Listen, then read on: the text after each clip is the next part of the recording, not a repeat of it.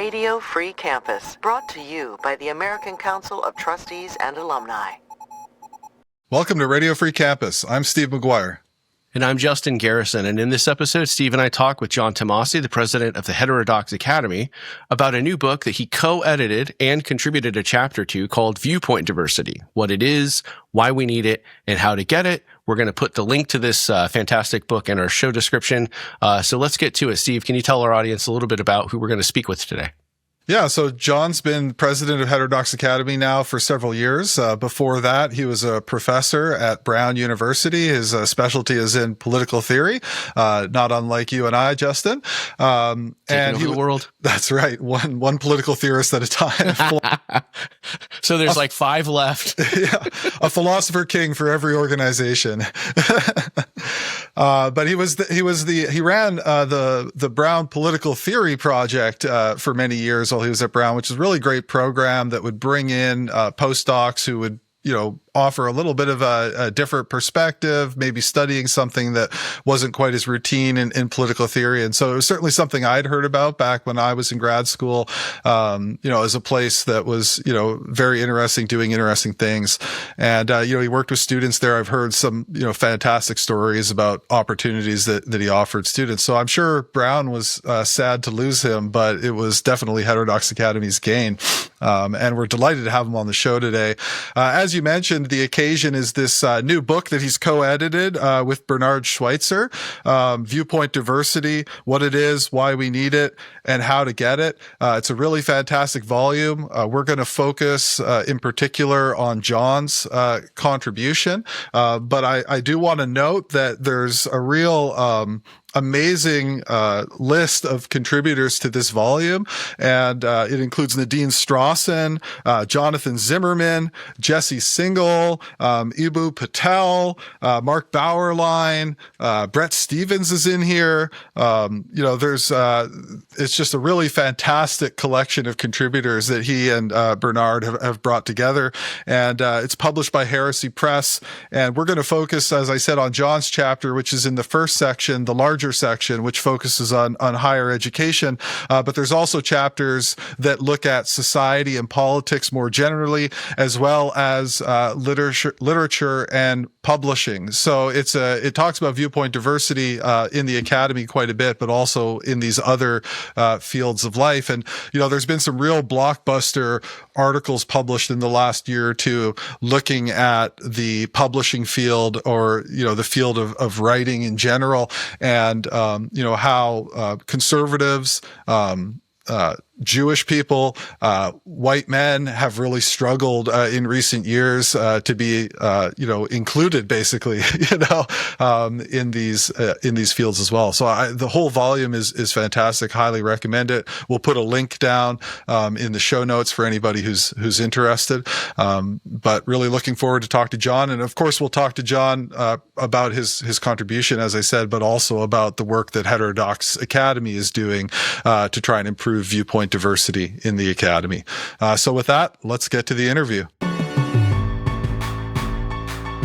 John, welcome to Radio Free Campus. Hi, Steve. It's a pleasure to be here. I'm a big fan of ACTA and Radio Free, so it's really a pleasure. Well, thanks. Really glad we could get you on. And of course, we're big fans of what you're doing at Heterodox Academy, and really enjoyed looking at this new book that you've co-edited on viewpoint diversity. So let's just get right into it. And I want to start by focusing on the chapter that you wrote yourself. In that chapter, you start by looking at 2 different views or sort of arguments about viewpoint diversity, and then offer your own. The first you refer to as the scholarly sanctification view, and the second you call the political representation view. So maybe you could just give us a quick sense of what you mean by those, and then how your third way, the heterodox view, from your perspective, improves on those two. Yeah, I'd be happy to. May I just step back and say something more generally about the question of viewpoint diversity, and then I'll move into that? I guess I would just say that for the listeners, I think when historians look back on the past 50 years of the American Academy, the big story is going to be viewpoint diversity. And what I mean by that is that starting around 50 years ago, our university system attempted a kind of remarkable thing.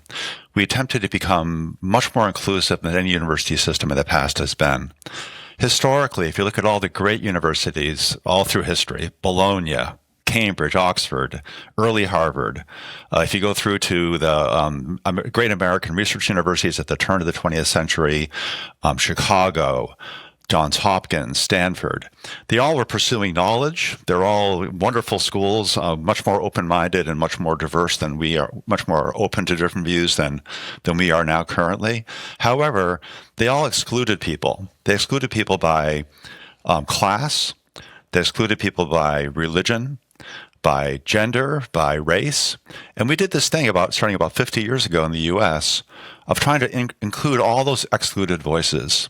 By including those voices, we added a whole range of viewpoint diversity to our system, which has never been there before.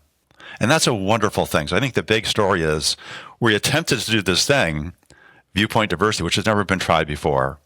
However, the downside is that at the same time as we were bringing in those voices, we started having fewer and fewer voices across a political, ideological viewpoint diversity. And it's been a dramatic change.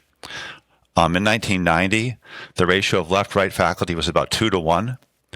Our best studies now suggest that the current ratio across the whole academy is about 5 to 1.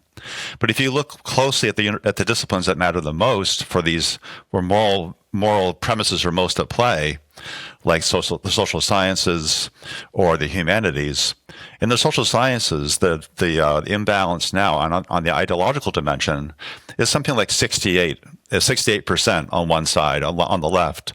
In the humanities, it's more like 83%. And in some disciplines, like sociology and anthropology, most infamously, it's more than 90% on one side. And if you do cohort cuts and look at the junior faculty compared to senior faculty, it's even more imbalanced. So we see this. I just want to mention this as a background point for the listeners, that there's been these huge two currents of viewpoint diversity over the past 50 years. One, a positive one, a potentially positive one, of including these talented people whose viewpoints were not included before. Mm-hmm. And the other countercurrent, though, is this really unfortunate one where we've lost viewpoint diversity on that important dimension. And what we want to do, ideally at HXA, we believe, is move forward into a new space where we have true viewpoint diversity on the ideological dimension as well as the other dimensions, so that we have maybe something the world's never seen before, which is a truly viewpoint diverse university system, truly inclusive, you might say, that's committed to searching for truth. So that's the background from which the book is written. That's the idea that failing on the dimension of ideological viewpoint diversity is an extremely serious failing. And we're doing that against the context of the potential to do something really remarkable, to produce a university system which is truly inclusive, but also unashamedly, enthusiastically committed to searching for truth across all the range of viewpoints. So that's all the background. No, that's a great overview, and you put it so well. But yeah, so going back to the first question then, so the first view, the scholarly sanctification view, in the chapter you associate this with an author sort of representing a view of the American Association of University Professors, the AAUP, yes. And they have this view that, well, really, scholars who are in the academy, they have expertise, they're the ones who sort of decide, who sort of comes into the guild and which positions are represented. And right. We should really only have as much viewpoint diversity in the academy as that process yields, because that's the way that scholarly expertise works. I think that's a fairly, fair way of putting that position. And then on the other hand, you have people who you characterize more as a sort of external point of view, looking at it from the standpoint of say, political representation, and saying, well, as some of these stats that you were quoting, there's so few conservatives or Republicans or libertarians, however you want to put it, in the academy. There's a massive imbalance. Yes. And so we need to get people in there representing those views. And it seems to me that you think maybe each of these views has a point to a degree, but that you ultimately disagree with these perspectives and offer this third way, the heterodox view. That's right. So that's a great summary. I appreciate you reading so carefully. Yeah, so I described the situation where we have this growing imbalance ideologically across the professoriate, and looking to get even stronger unless something happens. So the question is, how do we course correct? How do we make a correction? And one group of views one often hears from people, usually from people from outside the academy. They hear those numbers and they think, this is just crazy. How can we possibly have this? It's obviously an injustice for publicly funded universities. They've received tax benefits, even the private ones. How can we have this kind of imbalance in our university system? And so people on that side, they often say, well, what we should have is an equal representation, that the professoriate should represent what the range of views is in the society that houses them and supports them. And that's a reasonable view. There's a lot of insight in that view. But there's some problems with it too.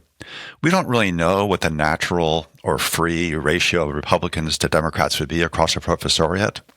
Being a Republican or Democrat goes to deep views about our views of the world, what we value. It wouldn't be surprising if certain professions tend to get more people from one ideology rather than another. So in the 1990s, when it was about 2-1, that might not have been an injustice. Maybe people on the left tend to become professors more than people on the right to some degree. So that we don't know what the natural number is. But the idea that we should have an exact proportional representation has deeper problems too, because we are searching for truth at universities.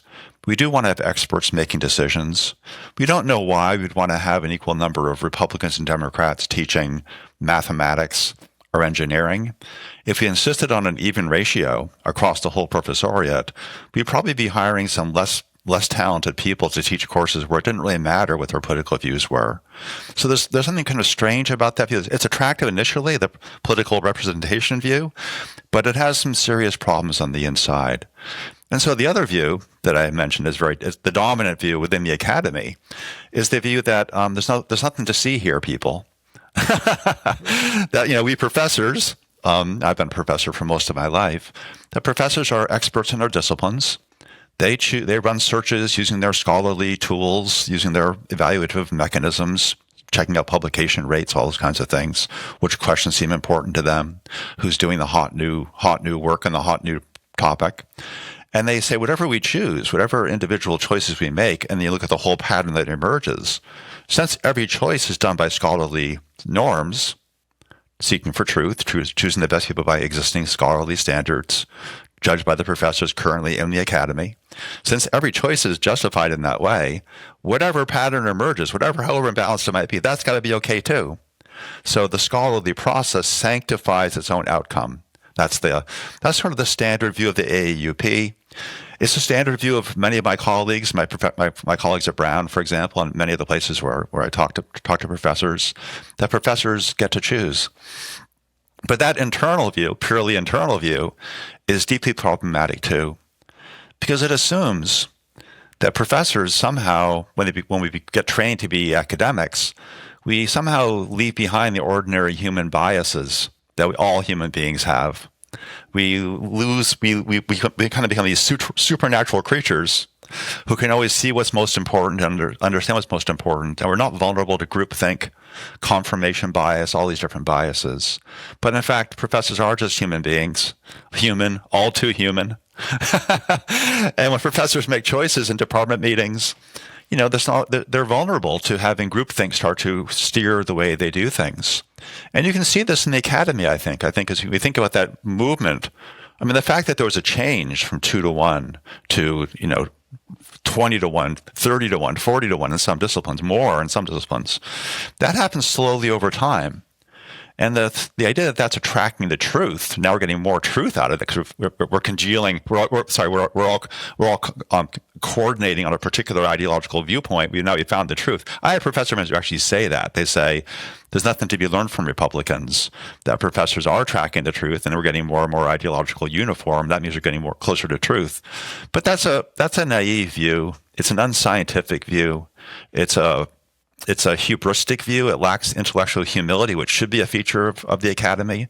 If we're searching for truth humbly, we should be aware of how little we know.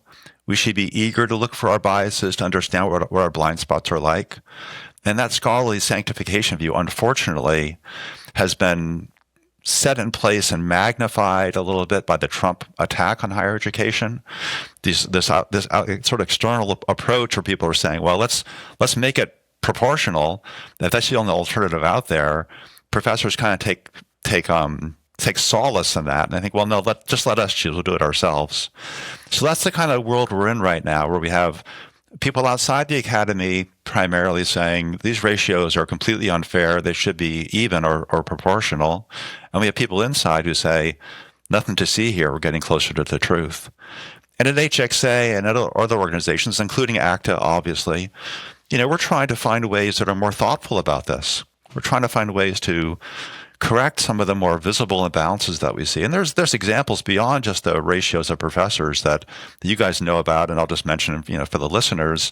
There was a really important study done about a year ago it was called from the Open Syllabus Project, where people studied syllabi all across the country, especially in courses like public policy courses, U.S. history courses where there are political views that are sort of lively at play in the course, not like, say, engineering.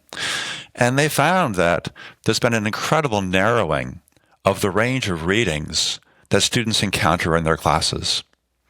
And what's more, as you guys know, they found that this narrowing has been most extreme on some of the topics that we most need to have open conversations about.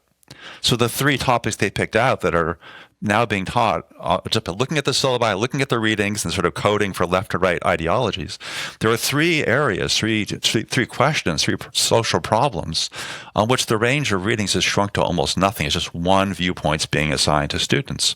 Those 3 topics are Israel-Palestine, race in the criminal justice system, and abortion. And on those 3 topics, there's almost no readings. It's very rare to find readings on a syllabus that students are going to read, where they would read some sophisticated defense of Zionism, or some sophisticated account of our criminal justice system and the way it works the way that it does, or different things about abortion as well. And that's really worrying. Whatever you say about the social sanctification of the scholarly sanctification of professors making their academic choices, the fact that the syllabi no longer are enabling our students to think in open-minded ways, to think to them. I mean, these are young people. They don't know the range of readings. They don't know the range of options on all these different topics. They go to college and they're assigned some readings, and they think, well, that must be what the scholars think. That must be the best that there is. So we're giving them a twisted understanding of what the range of scholarship is like. There are wonderful, important readings on each of those topics from different perspectives. And our classrooms could become more lively. Our students could become more open-minded. The conversations on the campuses could become more intelligent if we could adjust those syllabi. And I'll give one more example, if you don't mind. Please do. This is something that also happens, I think, when we have this ideological imbalance on the university It's not just that the syllabi get allowed to drift in this increasingly narrow direction. It also means that this other university processes become vulnerable to groupthink. So another example I'll just give is common readings. Many universities have freshmen, when they arrive, read a book before they arrive on campus. And another study showed that the range of the ideological presuppositions of those books the students are assigned, they tend to be ideological in the first place, rather than choosing some great text, some piece of Hamlet or something, some incredible reading that you could read and come and discuss and think, wow, now we're going to talk about some deep questions of life. They're often given books like the most assigned book for a freshman reading is Michelle Alexander's The New Jim Crow, which is it's not a great book. It's, from a scholarly perspective, it's kind of a B minus, but it's a really strong, ideologically loaded account of racism in our criminal justice system. And my son went to Brown, and at Brown he was assigned The New Jim Crow as his freshman reading. There was no note saying, here's one view on this, here's a short reading to criticize that view. It was just assigned to them as a book to read that's endorsed by the university. And all across the country, we're sending these signals to students that, because they don't know what the range of views are, that there's only one way to think about these things among intelligent people, or polite conversation, and it's this way. So too with settler colonialism, which these books are often assigned to incoming freshmen. And that also affects the whole culture of the campus. As campuses become more political, if there's no one on the campus to push back and say, well, wait a minute, I'm an intelligent person. You guys all know me. I don't think that way. I'm not sure that America First is a crazy policy. I think it may be a good policy. Here's why I think that. If you don't have the people on the campus of stature who think differently on these topics, then the twisting that goes on affects the whole university culture. So that's why it's just so incredibly important that we take these things on and find some better ways to think about them. Yeah, those are great points. And the one book, the sort of summer assignment book, I mean, your example there points to how even just increasing academic quality could solve potentially some of these problems. Because if you were to sub out that book and put in something like Plato's Republic or whatever it is, it's a rich enough book. It's not an ideological book. Then you're not even really worrying about this. And you're arguably better serving the students and living up better to the institution's mission. But I want to ask you, you mentioned in your opening remarks, and you talk about this a little bit in your chapter in the book too, the idea of identity-based diversity. And we've discussed in the past on this podcast, what's the relationship between viewpoint diversity and identity-based diversity? And do you need people who represent in their own lives certain backgrounds or certain perspectives? Do you need them on the faculty in order to represent certain perspectives or viewpoints? So, for example, with the syllabi, and we've seen and discussed that study as well. It's very interesting.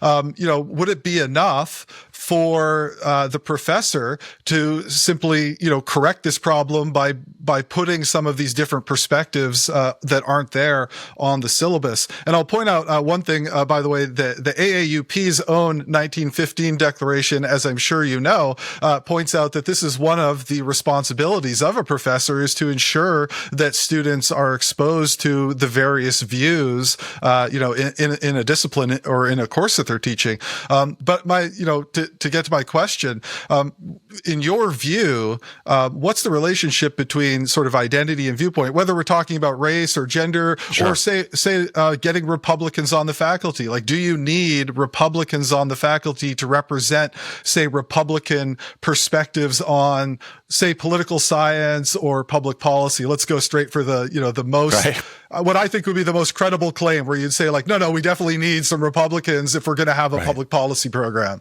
Yeah, it's a classic, and there's a lot in there, as you know, and it's pretty layered. I guess I would just go back to John Stuart Mill. And John Stuart Mill talks about how, similarly to the AUP's 1915, the old AUP, the 1915 statement, that people have an obligation to teach things from different perspectives, to liberate young people to think for themselves, to show the humility that comes with presenting a strongly held belief, but then also considering the weakness of that view, considering alternative views. I think so. We do have an obligation as professors that's often not realized, as we see from the syllabus data, to present our students with a range of readings and a range of viewpoints, even if we don't believe them ourselves, so that they can think freely for themselves. John Stuart Mill makes that point in On Liberty brilliantly, that we have we always hold truth in partial ways. We're doing our best here in this world as human beings, but we rarely have the whole of the truth in any topic. But Mill goes on to say, and John Haidt, in his prologue to the book, makes this point, this quotation from John Stuart Mill.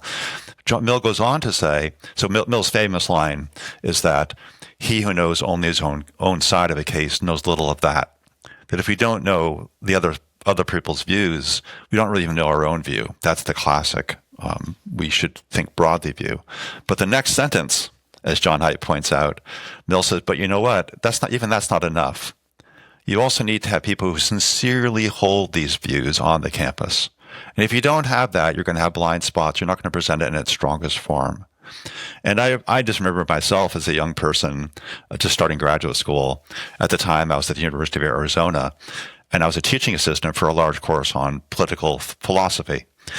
And I remember I was on the political right, and I remember every time we would do a reading that was something to do with a non-left-wing view, the teacher would present the view, the professor would present the view in kind of a very one-sided way. I don't even think she was aware she was presenting it in a one-sided way. And I'll give one example in particular.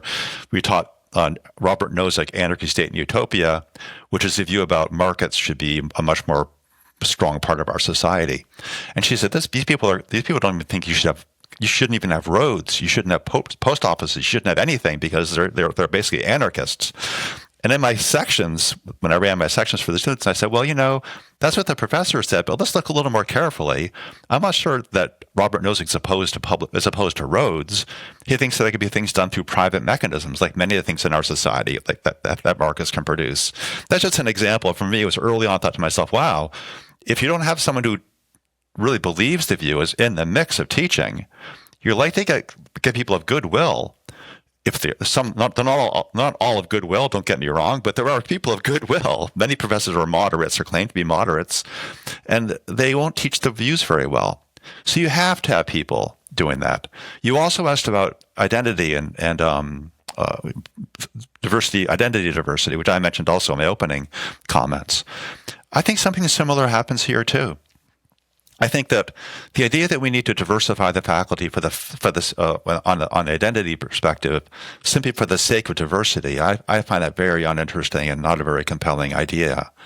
But for the purpose of improving teaching and improving scholarship, I think we do have reason to think that would help. So viewpoint diversity is important, not just in and of itself, but as a means to a better university, a means to free thinking, a means towards more serious accounts of excellence. And I can give an example. There are many, but one of the big tragedies, I think, on our campuses today is that while we brought in a more diverse group of people in terms of religion and class and so on, and race and gender, while we've done that, we've also created more balkanized campuses, where we have these people with different viewpoints on campus, but they tend to be pushed off into little islands of their own, separate graduations for them, separate orientation programs for sometimes to some universities. And we have this diversity that's not even being activated. People live in silos on their campus, and that's a terrible thing. But a more specific example about how identity can help, think about American history. And, American history, here's a brief history of American history. In the 1970s and 80s, there was a flowering of wonderful work on the American founding. Scholars like Bernard Bailyn, Gordon Wood, my colleague at Brown, were producing these fantastic books. The Empire of Liberty from from Gordon Wood. This is a magisterial account of the American founding.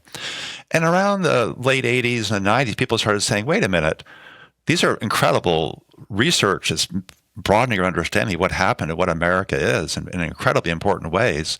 But there's basically no discussion at all of enslaved peoples. There's very little discussion of the poor. There's very little discussion of women. And so there was a counter movement that began, which was healthy in the beginning at least, of starting to bring in these voices. And people started in the 90s and into the beginning of the 21st century. History started doing cultural history to supplement the magisterial, principle-based account of the American founding with some of these other elements of the American founding that are part of our story too. And that made history broader. It made it richer. It gives a better understanding of what was going on in early America and all the different forces at play. Unfortunately, being humans and being biased as we are, the historians went way that direction. So if you go to most of the top universities today, Harvard, for example, Chicago, you won't find at Brown, where I taught, you won't see a single course taught in the American founding, but you'll find lots and lots of courses on cultural studies. So it's an example of how it's the point I made in the very beginning. Bringing in new perspectives helped us understand the importance of broadening our perspectives on our world, improving our scholarship, improving our teaching, improving the quality of conversations in the classroom and in the dorms. However, because of human biases and the way groupthink works with us, it led history, in my view, sort of off the rails. So now we have a very narrow conception of what history is, and the students are learning a very narrow account too. They're not reading Gordon Wood anymore. Gordon Wood I've had people actually say this to me, that it's some racial history or settler history. And that's just a terrible, it's name calling. But if you've read any Gordon Wood, and even in the audience has read Gordon Wood, you know what an incredible genius he is about American history. And reading those books can change the way you see our country and deepen your understanding of our principles and what this incredible adventure that America is, truly is. And if you don't get the other side of the story, then you're missing something too. But you need to have all of this in the mixture. So that's an example of identity diversity. I think having more Black people on the campus in the 90s helped people think, well, what about those other stories? That helped things, but we did it the wrong way. We haven't got it right yet. We need to push through still, move our universities forward without losing the identity of diversity, but not fetishizing it so much and moving on to, really taking each other seriously as scholars and thinkers, respecting our students. That's where we need to go. Thanks, John. That's really interesting. Let me hand it off to Justin here to ask a couple of questions. Hey, Justin. Hey, how are you, John? So I'm doing great. To remind everyone, we're talking with John Tomasi, co-editor and contributor to this fantastic book, Viewpoint Diversity, what it is, why we need it, and how to get it. So, John, one of the things that we focus on at ACTA, much like Heterodox, is not just thinking these things out clearly, which is important, but also trying to come up with ways to implement the kinds of changes that we'd like to see in the academy. Yes. And so, let me throw a couple of things out there and see, if you want to respond on this kind of solutions side. Lisa Saraganian was someone you quoted, right? She wrote a piece earlier this year calling Viewpoint Diversity a MAGA plot. Now, I for those who are watching, that's a very subtle criticism of viewpoint diversity, so you might not have caught it. So there's that kind of perspective, and then there's other stuff out there too. People who are really sympathetic to this at the level of ideas might point to something like problems with the PhD pipeline. Yes, it would be amazing if we could hire, but where are these PhDs to do those things? I'm not saying that that's necessarily an argument that's without flaws, but there are a lot of people who are just either totally opposed to this or who are sympathetic but think it's impractical. So if you had, an open-minded person who might be a little skeptical but is not ideologically opposed to this project, what kinds of things would you or would Heterodox Academy recommend as concrete steps to move the needle a bit in the direction you want things to go? Yeah, thank you. That's so the final part of the subtitle of the book is "And How to Get It." So let's talk a little bit about that. I recently gave it. So as you guys all know, I'm the president of Heterodox Academy. We're a membership organization of professors who love our universities and want to make them better. And as I like to say, at HXA, our professors love our universities the way Socrates loved Athens, not uncritically, but sincerely, authentically, doggedly, and sort of unrelentingly. So and we have professors now on over 1,000 campuses across the U.S. There's about 2,000 campuses total. We're on 1,228, I think, this morning.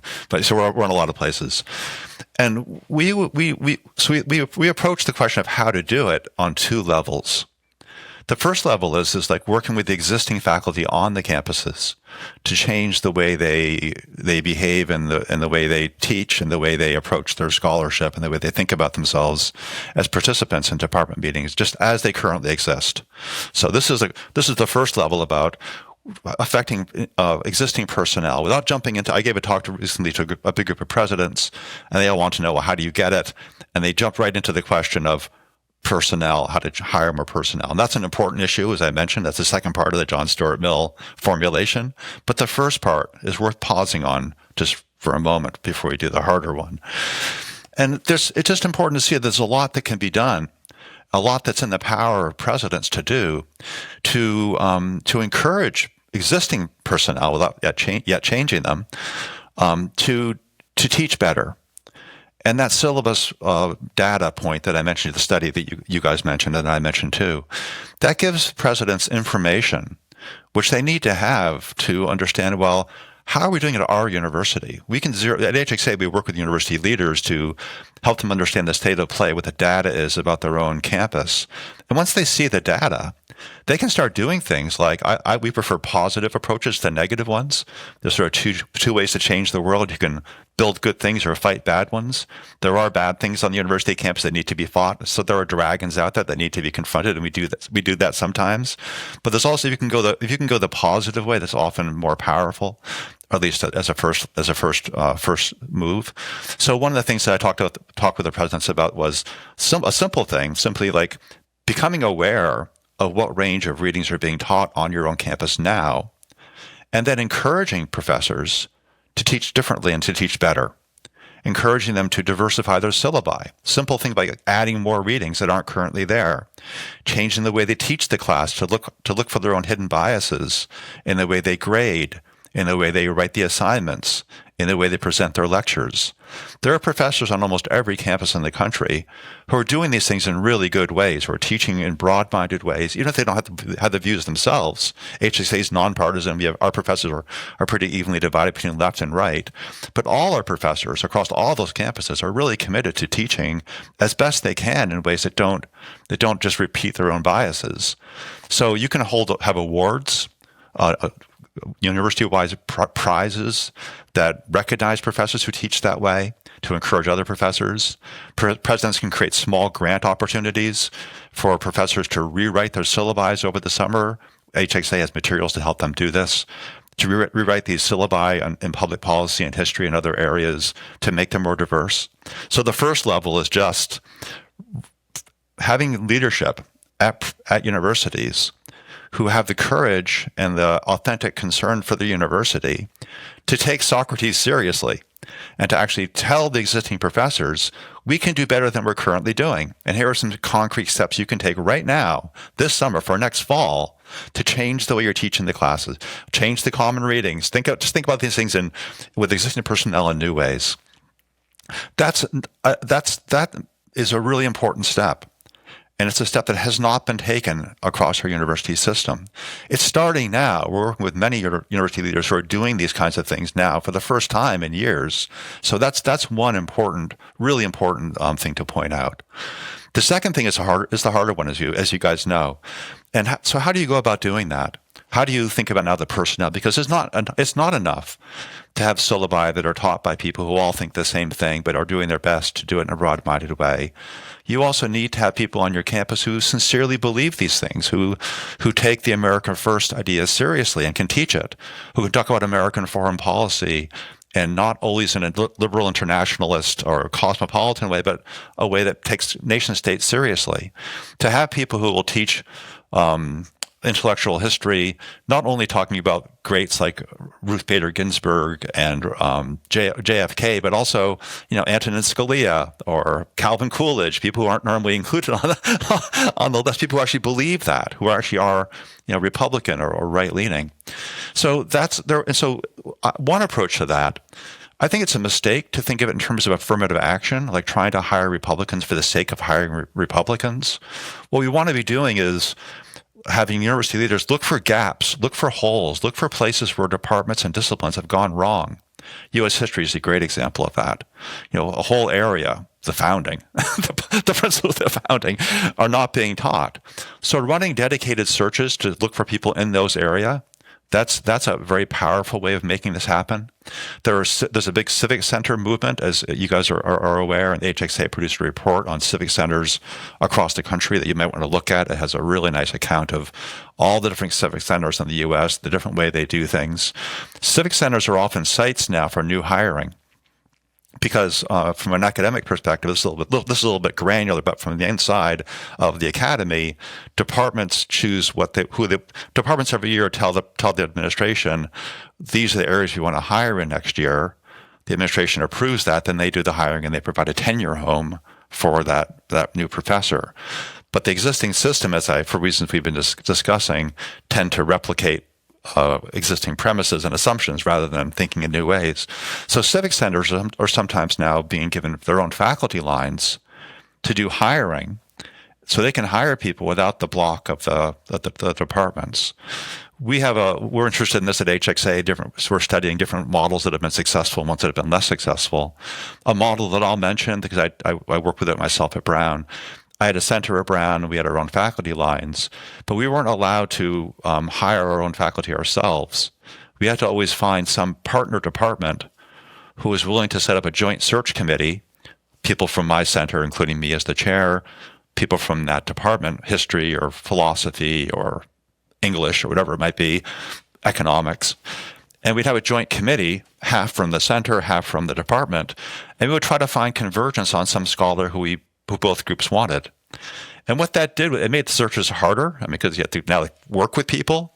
And the first year I tried it, I found that there was a lot of opposition, and it was really hard to make it work. But over time, when people realized, I could grow, our department could grow if we were willing to work with these people and find new ways to bring some new voices into the department.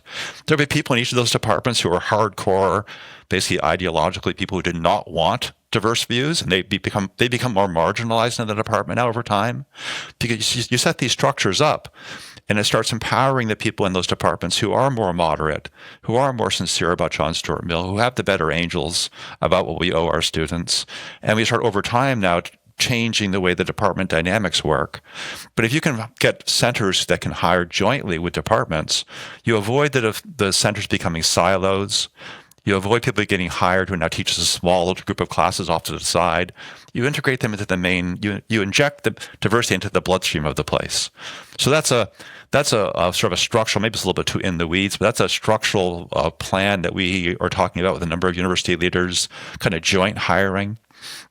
And about the pipeline problem, I think Steve mentioned, or maybe, I'm sorry, Justin, you mentioned it. The pipeline problem, it's a serious issue. And, universities can't just snap their fingers, boom, and have a whole bunch of great historians of the American founding ready to go. But we should be aware, and the listeners should have confidence in this fact. There is a great range of super talented people all across the university system in America who've been underplaced or couldn't find jobs at all because they were working in areas that were not part of the avant-garde as seen by the current wave of professors. So there was a tremendous amount of talent out there across America, people from strong universities with great ideas who are eager to teach, who are underplaced. They can be moved up. Other people can be brought on board. We saw this with DEI, by the way, when people were pushing for DEI. The first wave of DEI, the first pushback against the DEI hires, where people said, well, there aren't enough people, there aren't not enough talented minorities to be hired.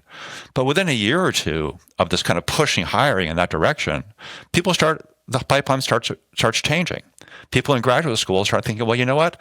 I've been working on this dissertation because this was the only thing I could get a job in. Now I say I could actually write a dissertation on something I actually care about, something I love, something that really means something to me. And they'll start course correcting too now. So the university is a dynamic system. It's constantly moving. It's constantly changing.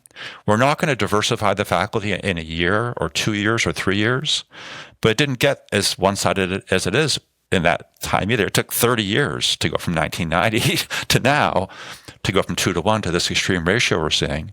It'll take us 10, 20 years to really fix it. But we could do that. And if we can do it, as I said, if we could do it, if we could bring viewpoint diversity on the ideological dimension to our campuses while retaining these other forms of non-exclusion excellence for anybody, then we could have something truly remarkable in America. The prospect, people are so down in our universities, which I totally understand. The public's lost trust in our universities, which I totally understand. But there's an opportunity in front of us, if we're willing to work hard and commit ourselves to it, to create a great university system like the world's never seen, because we're truly diverse in all these dimensions. Not tomorrow, not next fall, but we take steps now and we move in that direction. And in 5 years, we could do a lot. And in 10 years, we could do a heck of a lot. So that's how I look at that. Through time, dynamically, 2 phases, change existing personnel now, which starts to change the soil of the campus in itself, and makes it more ready for the second phase, where we actually start now more enthusiastically seeking out people with neglected views, bringing them on board, bringing them onto our campuses, giving them positions of authority and power, and learning from them. That's where we should be heading. Well, I can't think of a better note to conclude our conversation on. That was a magisterial exposition of the theory and practice of viewpoint diversity, John. I know that Steve and I are both grateful for your time and for your words. There are a lot of people who, as you said, are understandably down on higher ed, but your words are quite encouraging, and I'm glad that we're going to be able to share those words with others when this episode is published. So thank you again so much for your time. May I just say that I just want to emphasize that how much I admire ACTA and the work you do. HXA, we have professors, and that's incredibly important. That's our angle. But the work you guys do with trustees and leadership is just so important. And I just want to shout that out to you. I very much see us working together to try to have both sides of this equation going. The people on the ground, as it were, the professors who are doing the hiring and making the decisions, but also the leadership is absolutely fundamental, obviously. And ACTA does a fabulous job with that. So I'm just really honored to be here speaking with you. Well, thanks, John. And obviously we're big fans of Heterodox Academy and your work as well. And, of course, whatever changes are made at the leadership level, you need the faculty on the ground who are going to, implement that and work with it. And I have to say that, like, one of the encouraging things is Heterodox Academy's growth. And when people do say, like, well, where is this cultural change going to come from? I think Heterodox Academy is one of the best arguments, because here is a huge collection of people who are in our universities who, like you said, love universities and just want them to be better versions of themselves. And I think that's just absolutely going to be critical to turning the ship around. Thank you. Let's see what we can do. Once more unto the breach. Yeah. All right. Well, thanks, John. Thank you. Thank you so much, John. Thank you. Thank you. Well, that was a really interesting interview that we had with John, Justin. And again, the reason we invited him on, I mean, we'd always love to have John on, of course, but he's just co-edited with Bernard Schweitzer this book, Viewpoint Diversity, What It Is, Why We Need It, and How to Get It. And, it was really interesting to talk to him about his contribution to the book, as well as some of the work that they're doing at Heterodox Academy. What were your reactions? Well, I thought the interview was excellent. I mean, you could see that he would be a really incredible and engaging person in the classroom, because he's got a coherence that, I mean, these are spontaneous questions, right? He's not reading from a script. But unlike me, none of that sounded disorganized. It was very, very thoughtful, well thought out. All of that was great. I mean, this would be a person that if someone said, send me an advocate for viewpoint diversity, he'd be on my list after you, Steve. We got to represent our own first, damn it. But, in a serious sense, like, I mean, he makes a compelling case, and just his presence and the way that he talks about this, it undercuts any number of the caricatures about this particular desire for reform, that it's a MAGA plot, that it's equivalent to all lives matter. It's essentially some kind of right-wing crypto racist conspiracy. I'm getting ahead of myself, based on something I read last month out of Stanford. But he clearly just like makes the case in such a reasonable way. I think the only person that's untouched by that is the hardened ideologue, the person who just categorically refuses to see a problem, or on the opposite end of the spectrum, someone who just genuinely hates higher ed. And, that's not HXA's wheelhouse, and that's not our wheelhouse. We want to talk to people who care about this, but also recognize that all is far from well.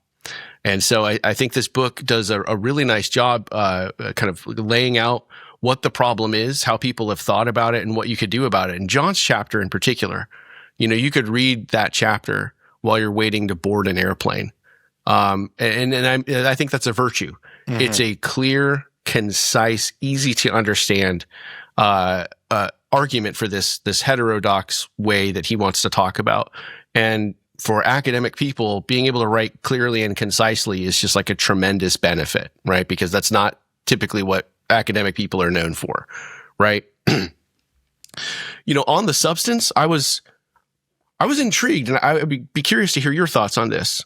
I thought he leaned into something that I wasn't quite expecting. And I don't think this is a bad idea per se, but there's that accusation that's out there, right, that this is a MAGA plot, and then there's a real strong resistance to kind of saying, well, it's not a MAGA plot, but there is some kind of ideological component at work here. I mean, he kind of repeatedly said that in some circumstances, certainly not all, right, he clearly was against hiring Republicans or libertarians qua party affiliation, and ACTA is also on that page, not just hiring people purely because they have an identity characteristic or something like that.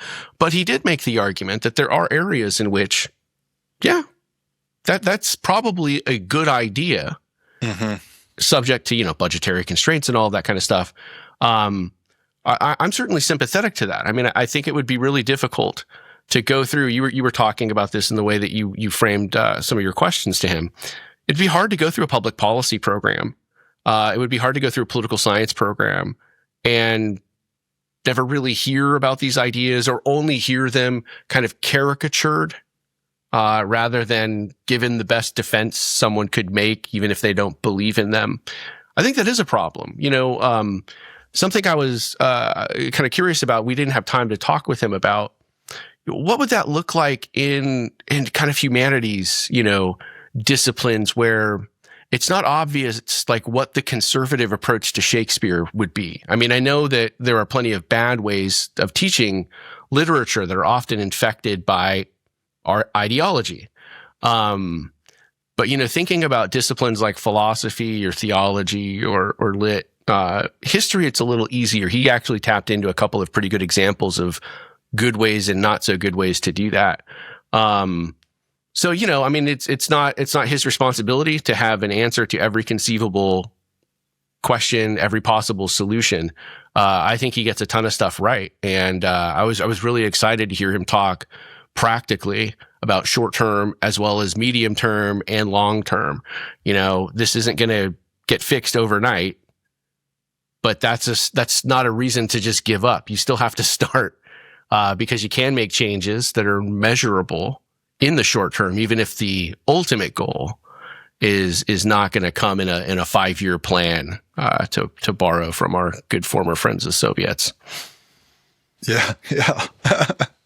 Always good to borrow from the Soviets. Yeah, I mean, their higher education was so amazing, right? Yeah. I mean, it was interesting. His timeline was probably on the more optimistic side, but on the other hand, I think he made really good points. And of course, look to the growing membership of Heterodox Academy. And as he was saying, these are people who are all over the place in terms of their political beliefs, their ideological beliefs, but they're all attracted, obviously, because of their membership by Heterodox's mission. And I think that really is a classic sort of, argument against this idea that it's just a mega plot, or, okay, there are some people who look at the academy from a political or partisan standpoint, and they see it as a kind of democratic stronghold, and that's the reason that they want to go after it. But there's also lots of people who are thinking about it from the perspective of the academy itself and reforming higher ed. Of course, that's what Heterodox is trying to do. That's what we're trying to do at ACTA. And, I think a lot of the membership at Heterodox Academy shows you that, this isn't about partisanship. It isn't about winning a political fight. It's about making the academy a better version of itself. In terms of the argument about identity and bringing these perspectives in, like we've talked about this before. Remember, actually, Josh Dunn, when we interviewed him, he actually cited the same passage from John Stuart Mill, if I recall correctly, and it's a great point. And I think if I keep going back to like a public policy program where you're obviously dealing with partisan politics and differing views on what the best policy solutions would be, and I would think if you're hiring scholars or visiting fellows for a place like the Kennedy School of Government or something like that, like, whether you're getting, in a lot of these cases, probably a Republican or a Democrat. And, I think it would behoove you to bring people in who sort of represent the different parties that are actively in play in American politics, if you're talking about domestic policy issues and that sort of thing. And that makes sense. But yeah, you bring up a good example. If you look at some of the other humanities fields where there's not a direct connection to public policy or to politics more generally, how do you do this? And, John, he brought up the example of U.S. history, and, he he brought up an approach that I think we would broadly endorse at ACTA as well, which is that, well, look for the gaps in your curriculum, look for the gaps on your syllabus, look at your faculty and say, well, what are we, not teaching? Which areas do we have already? Maybe 3 or 4 scholars who are working on, some sort of subfield within our discipline or who have similar interests, and what are we missing?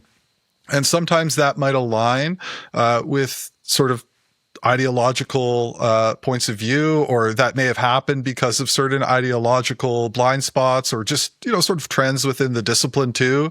It doesn't always have to be about ideology or partisanship, but having this periodic review. The truth is, of course, that universities and departments do this kind of thing all the time, right? When they're setting up to hire somebody, they will prioritize certain subfields or certain approaches because it's something that they want to add to their program.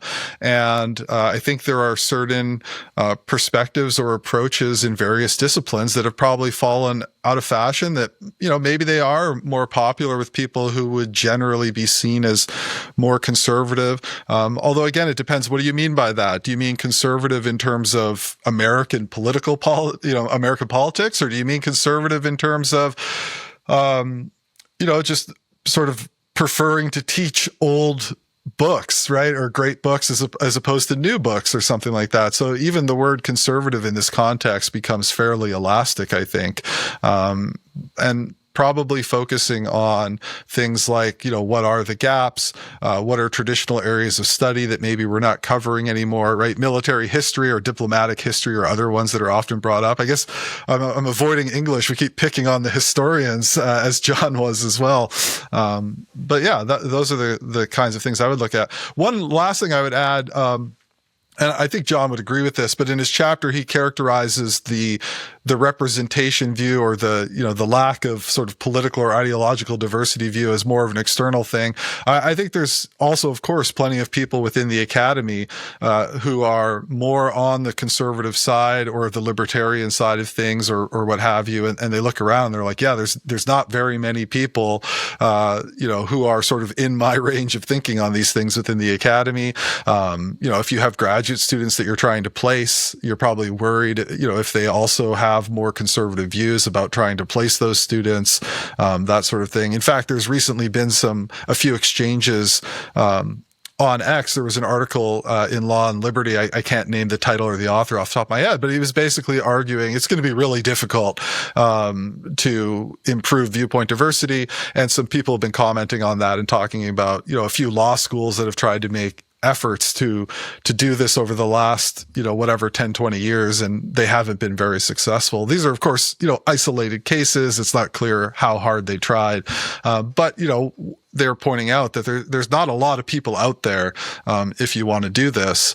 Again, I think Heterodox Academy points in a more hopeful direction because of the size of their membership and their commitment on these issues. Yeah, I wonder if where they might be most successful is in that first phase where you get existing personnel to think a little bit more with more intellectual honesty about what they're doing and what they're trying to accomplish. Mm-hmm. One of the things that I've noticed in some of the pieces of legislation that have created centers is that some of them do have the capacity to start granting graduate degrees. And that's not probably where people want to start because graduate degrees cost a lot of money and they don't put a lot of, butts in the seats, as they say. And I'm not criticizing, kind of focusing more on trying to grow enrollment and interest at the undergraduate level. But those could become places, where green shoots, start to emerge out of the soil, sooner than we think if they can build, and sustain a critical mass. Maybe they get to a place in a few years where they can start thinking about producing people who can take these perspectives into less hospitable, environments. Yeah. Yeah. I mean, that should definitely be part of the long-term plan, I would think. All right. Well, Great interview with John. He really laid things out well, both, as you said, in terms of the theory, but also the practice. And, looking forward to seeing, Heterodox continuing to work on these issues. And hopefully, his timeline comes to fruition. Yeah, and if you want to accelerate the timeline, boys and girls, go to the show notes, click the link, buy the book, buy it for yourself. Buy it for someone that you like. Buy it for a professor who probably needs to hear this but doesn't want to. Just buy as many copies as you want because it's a great book. So with that, we'll see you next time. KBO. Thank you for listening to this episode of Radio Free Campus. If you enjoyed the show, please like, subscribe, and turn on notifications so you don't miss an episode. Audio-only versions of Radio Free Campus are available on all other podcast streaming platforms. Whether you have comments, questions, or suggestions for future episodes, the hosts would love to hear from you. Comment below or email them at radiofreecampus@goacta.org. Radio Free Campus is offered by the Campus Freedom Initiative at the American Council of Trustees and Alumni. For more information, please visit goacta.org. ACTA surveyed more than 2,300 undergraduate students at 6 of Virginia's 15 public universities and discovered a shocking erosion in their understanding and appreciation of free speech and open discourse. Discover more at goacta.org.